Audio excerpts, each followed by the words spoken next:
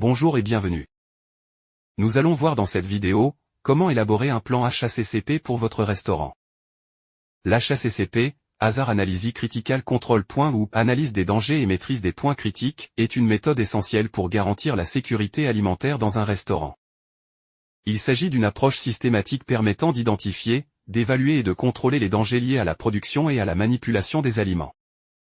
L'élaboration d'un plan HACCP suit 7 principes fondamentaux qui permettent de réduire les risques sanitaires et de se conformer aux réglementations en vigueur. Dans cette vidéo, nous allons détailler les étapes nécessaires pour mettre en place un plan HACCP efficace pour votre restaurant. Voici les 7 principes du HACCP et leur mise en œuvre. Principe numéro 1. Effectuer une analyse des dangers. L'objectif est d'identifier tous les dangers potentiels pouvant affecter la sécurité des aliments. Qu'ils soient biologiques, bactéries, virus, parasites, chimiques, pesticides, additifs, résidus de détergents, ou physiques, verre, métal, bois, etc. Comment procéder? Dresser une liste des ingrédients utilisés. Analyser de chaque étape du processus de préparation. Réception des matières premières, stockage, cuisson, refroidissement, service, etc. Identifier les risques potentiels pour chaque étape. Exemple. La contamination croisée entre viande crue et aliments prêts à être consommés est un danger biologique à prendre en compte. Principe numéro 2. Identifier les points critiques de contrôle, CCP.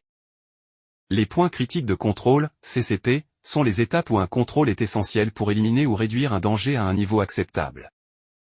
Comment identifier un CCP? Posez-vous ces questions. Existe-t-il un risque de contamination à cette étape? Existe-t-il une procédure efficace pour éliminer ou réduire ce risque?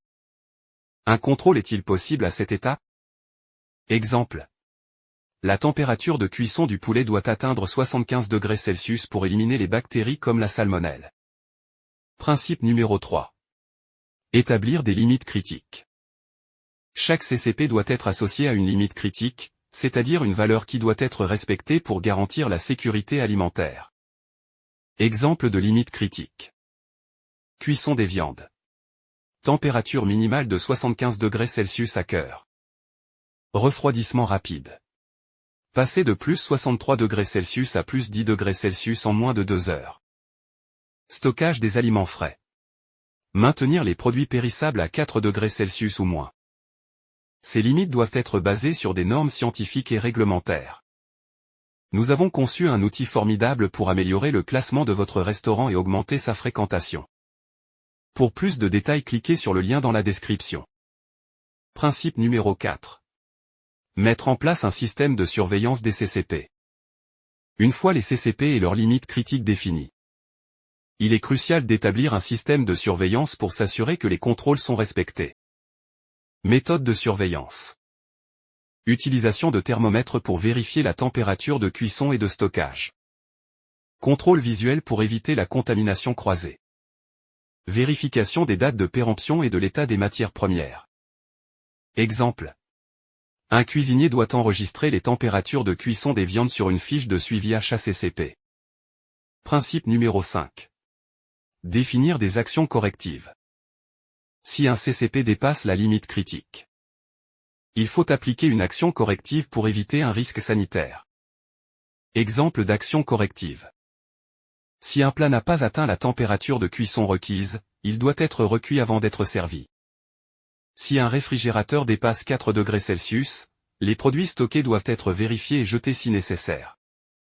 Si un aliment présente un danger potentiel, il doit être mis en quarantaine et analysé avant utilisation. Chaque action corrective doit être documentée pour assurer la traçabilité. Principe numéro 6. Vérifier l'efficacité du système HACCP. Un plan HACCP doit être régulièrement contrôlé pour s'assurer qu'il fonctionne correctement. Méthode de vérification. Réalisation d'audits internes. Analyse des fiches de suivi des températures et des actions correctives. Formation continue du personnel sur les bonnes pratiques. Exemple. Un responsable hygiène peut organiser un audit HACCP mensuel pour vérifier la conformité des procédures. Principe numéro 7. Constituer une documentation et des enregistrements. Toutes les actions HACCP doivent être documentées pour garantir la traçabilité et être conformes aux exigences réglementaires. Documents à tenir à jour. Plan HACCP avec les étapes et les CCP. Fiche de contrôle des températures. Registre des actions correctives.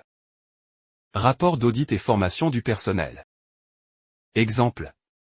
Lors d'une inspection sanitaire, la documentation HACCP permet de prouver que le restaurant applique bien les bonnes pratiques de sécurité alimentaire.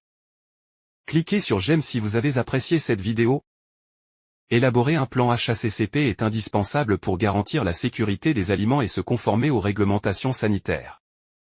En appliquant les 7 principes du HACCP, vous réduisez considérablement les risques de contamination et améliorez la qualité des produits servis à vos clients. Astuce. Impliquez votre personnel dans la mise en place du plan HACCP et organisez des formations régulières pour qu'ils adoptent les bonnes pratiques au quotidien. En mettant en œuvre un système HACCP efficace, vous renforcez la réputation de votre restaurant et offrez à vos clients une expérience culinaire sûre et agréable. Merci et à bientôt. Vous perdez des réservations, tous les jours, sans le savoir. Nous vous aiderons à les récupérer.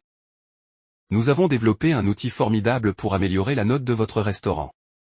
Boostez la réputation de votre restaurant pour 14 € par mois. Prenez les devants et cliquez sur le lien dans la description.